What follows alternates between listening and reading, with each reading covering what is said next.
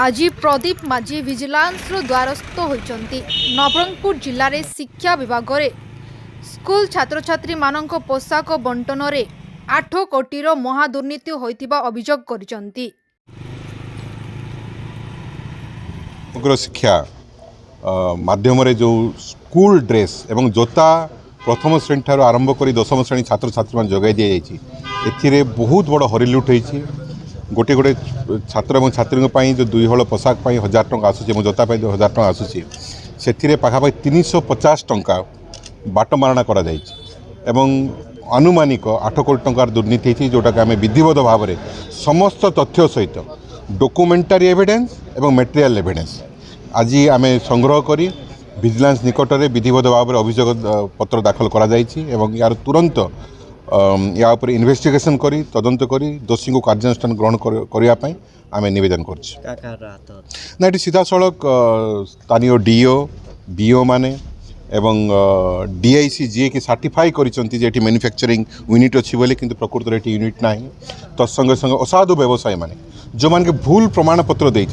से manufacturing GST नहीं number ना कि सरकार को कहते से जीएसटी अच्छी बोली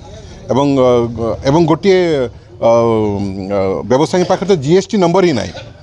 तो समस्त तथ्य को आम आधार करिकी ये देखिलु जे विराट बड़ फाइनेंशियल फ्रॉड जीएसटी फ्रॉड होती नवरंगपुर जिलार जहाँकि प्रथम थर देखा एवं एथिपाई आम आज सांबादिक सम्मेलन माध्यम समस्त तथ्य उजागर करिछु एवं तुरंत कार्यानुष्ठान ग्रहण पर दाबी जनाऊँ।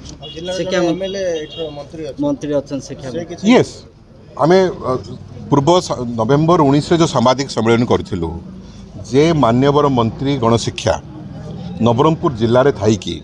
नवरंगपुर जिला को आसी 24 कोटी टंका जहाँकि छात्र छात्री मान उद्दिष्ट से 8 कोटी टंका बाटमारणा करा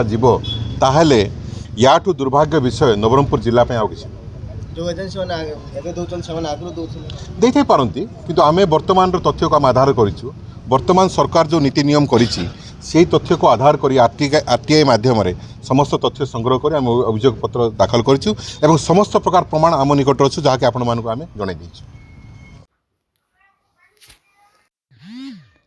एने बिजु जनता दल पक्षर स्थानीय ग्लेज होटेल ठारे एक सांबादिक सम्मेलन अनुष्ठित होईछि और सेठी एही दुर्नीतिर समस्त तथ्य उपस्थापन करा जाइछि।